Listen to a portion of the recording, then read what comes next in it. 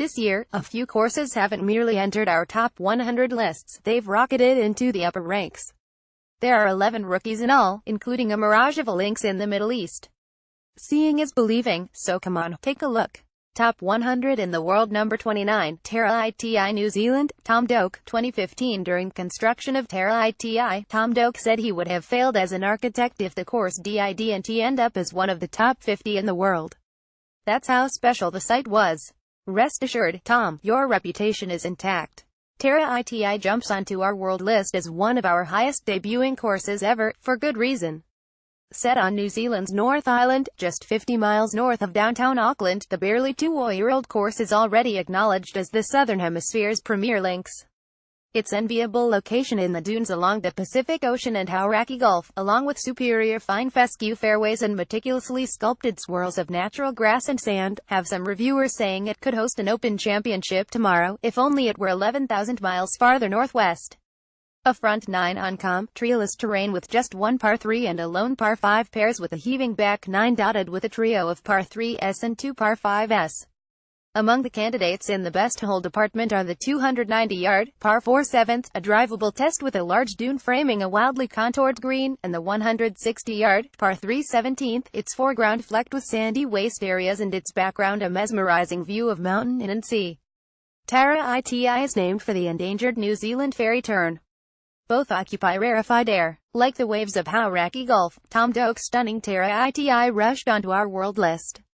Joanne Dos No. 50, Cabinet Cliffs Inverness, Nova Scotia, Canada. Bill Coraven Crenshaw, 2016. Newly minted as Canada's top-ranked course, this year-old Bill Coraven Crenshaw design is deep in the heart of lobster country, a 3.5-hour drive from Halifax, Nova Scotia's capital.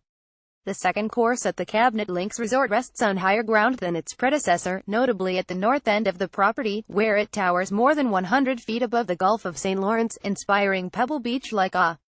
The south end holes are tucked closer to the beach, akin to a traditional Scottish links. But variety is everywhere, as evidenced by Cabinet Cliff's unusual sequencing, which features 3 par 3s, 3 par 4s and 3 par 5s on each 9. Most memorable is the trio of stunning closing holes, beginning with the 176-yard, par 3 16th above, a beauty that Matt Kuchar compared to Cypress Point. Pebble Cypress. With name checks like that, it's no surprise that Cabinet Cliffs debuts in the top 50. In his 2017 U.S. Open victory, Brooks Koepka played Erin Hill's long number 3 at 1 over, and 72 holes at 16 under. Paul Hundley No. 72, King Island, Tasmania, Australia. Mike DeVries. Darius Oliver, 2015. American architect Mike DeVries, best known for his Michigan standouts, the Kingsley Club and Grey Walls at Marquette Golf Club, teamed with Aussie course critic Darius Oliver to create a pulse racing layout on Australia's King Island, nestled between Tasmania and Melbourne. Highlights of this 2-year-old track include 8 holes along Bass Strait, a lighthouse in view at holes 14 through 18, and massive, seriously in play sand dunes and course ridges.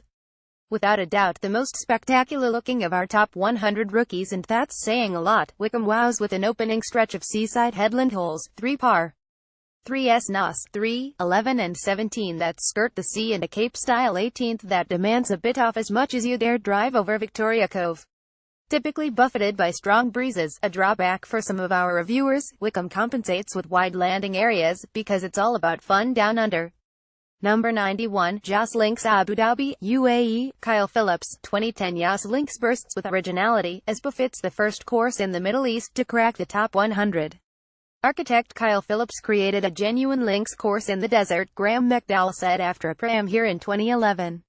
Sometimes you can close your eyes and think you're on Kingsbarns in Scotland, another of the designer's gems. Phillips literally created the coastline that edges this 7,394-yard layout, dredging 2.3 million cubic yards of fill from the sea. Yas Links is carpeted in platinum paspalum, perfect for linksy lies, and peppered with 109 bunkers. Most unforgettable is the closing stretch, where 5 of the final 6 holes ease past the Arabian Gulf. Choosing your line on the 12th at Yas Links is a simple matter of sightseeing. Kevin Murray. Number 100, Prestwick, Scotland. Old Tom Morris 18,511,883 acre course. The Niven Fan Fev North Berwick. Prestwick has always had fierce admirers, and fierce critics, who deem its archaic eccentricities relics best confined to another era. But atmosphere, ambience and renewed appreciation of its historical features have finally nudged Prestwick into the ranks of the elite. In 1851, old Tom Morris left his St Andrews home to design a 12-hole links for Prestwick, in the west of Scotland. 3 decades later, he helped the club expand the course to 18 holes. Its opener is one of the strangest in golf, with a stone wall and railway flush along the right side. Still standing are other old commodities, like the par 5 3rd Cardinal and par 4 13th Sea Headrig. Equal parts weird and wonderful, this host to 24 Open Championships including the first 12 has earned its top 100 nod, at last.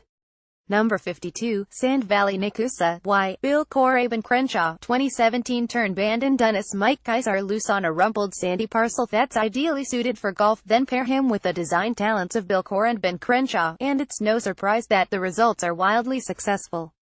Situated on a huge natural sand deposit 170 miles northwest of Milwaukee, the aptly named Sand Valley earns honors as our highest debuting U.S. course for one essential reason: the sand. The course's gritty subsurface makes for great walking and furnishes ground game options in the spirit of Scottish links, but the look more resembles English heathland, with shrubs and trees dotting the sand that flanks the playing areas. That said, the course, with dunes and ridges that reach 60 feet, defies easy categorization. What it possesses in abundance are superb golf holes sprinkled throughout the hilly par 35 front 9 and along the flatter par 37 back 9. The quintet of par 3s is especially memorable, and there are few more evocative closers than the 523-yard par 5 18th, which climbs past a soaring dune on the left and a vast sand valley on the right. With its modest 128 slope from the back tee, Sand Valley represents yet another top 100 newbie that emphasizes variety, playability and rollicking fun over unidimensional golf. Number 74, Erin Hills. Erin, why, Michael Hurds and Donna Fryron Witten, 2006 reappearing on the list after dropping off in 2015, Erin Hills enjoys its highest ranking ever, no doubt owing to its enthusiastic reception as host of the 2017 U.S. Open, a hail of hosannas. That no doubt gave our raters the green light to once again acknowledge the track's many virtues. This heartland, designed by architects Michael Hurds and Dana Fry and Ron Witten, looks like a lynx, and at time plays like one. Its semi-blind drives, fast-running, fescue-framed fairways, typically strong breezes, heavily undulated terrain and absence of trees are all lynx-like traits. But it isn't quite a lynx, as evidenced by all-American bentgrass greens that are more receptive to aerial assaults than run-ups. What impressed our panelists, as well as the pros, was Erin's astonishing diversity. Brutish par 4s like the 3rd, 5th and 10th contrast perfectly with potentially drivable greens at holes 2 and 15. The monster par 3 6th is balanced by the petite, terror-inducing 9th. The par 4 4th and par 4 12th natural lay of the land holes demand both thoughtful strategy and precise execution. Most course connoisseurs, and the USGA, would prefer Erin Hills to play slightly firmer, with more wind to offer its best test, but our panelists voted for the magnificent design itself, which, like Open champ Brooks Koepka, emerged as a winner. The course is called the Dunes. Try telling that to the rocks on 14. Chip Henderson. No. 86, Philadelphia Cricket Club Wissahickon Flowertown, PA, AW. Tillinghast, 1922 Golden Age Grade A.W. Tillinghast crafted Philly cricket in 1922. While it never quite measured up to Northeast pillars such as Winged Foot and Baltus Roll, it was intended from the start to be special. After all, it was Tilly's home club. Historians conclude that he never got the chance to implement planned additions, leaving the course just shy of greatness. Renamed Wissahickon in 2002, after the creek that crosses it several times, Tillinghast's design suffered further from overgrown trees and out-of-place bunkers. That all changed in 2013, when architect Keith Foster began restoring the layout to its glory days, and then some. More than 1,000 trees were removed, replaced by golden fescue grasses and newly expansive views of the rolling property. Angles were re-emphasized, as were green and fairway tilts. Bunkers were reworked, notably at the par 5 7th, where 13 of them comprise Tillinghast's Great Hazard concept, as practiced at Baltus Roll Lower and Baltimore Country Club. The 487-yard, par 4 18th, with its approach over Wissahickon Creek, remains one of the game's great finishing holes. As a testament to its character, the course played host to the 2016 Constellation Senior Players Championship, where Bernhard Langer scratched out a 1-over-par win. Tillinghast, whose ashes were spread into Wissahickon Creek in 1942, surely smiled at the way his home track acquitted itself. Choosing your line on the 12th at Yas Links is a simple matter of sightseeing. Kevin Marino, 89, Moraine Country Club, Dayton, Ohio. Alex Snipper Campbell, 1930. Keith Foster, 2016. Byron Nelson won his fifth and final major, the 1945 PGA Championship, at Ohio's Moraine Country Club, in Dayton. Afterward, the course drifted from the national spotlight. But restoration specialist Keith Foster, together with club superintendent Jason Mall, has restored the luster to Alex Snipper Campbell's 1930 design by removing 2,000 trees, resodding and widening fairways, reconstructing bunkers and greens and improving drainage so the course now plays as firm and fast as true native Campbell had intended. Foster also tweaked 3 replacement holes 3, 12 and 15 built post 1930 and dovetailed them into the original design. Today, the tumbling, 7,270-yard layout rolls over brilliantly rippled fairways, with ground-based approaches an option into nearly every stoutly bunkered green. The short, downhill par 4 16th perfectly embodies the testy terrain and slew of strategic choices to be found at Moraine. Like the waves of Hauraki Gulf, Tom Doak's stunning Terra Iti rushed onto our world list.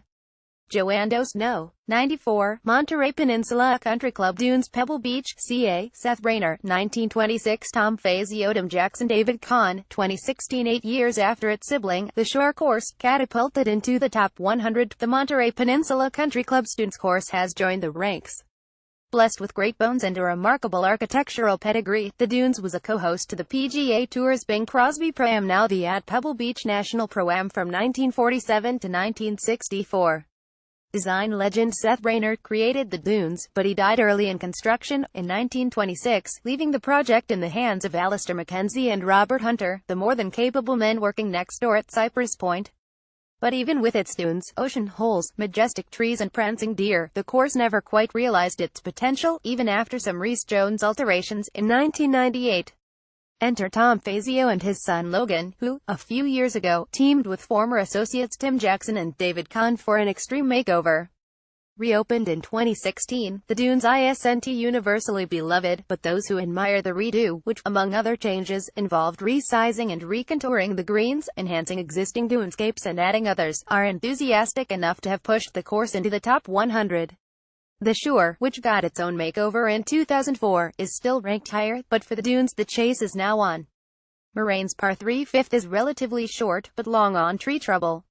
Jason Mall, Moraine Country Club, No. 96, Sleepy Hollow, Briarcliff Manor, NY, McDonald Rainer, 1911, a W.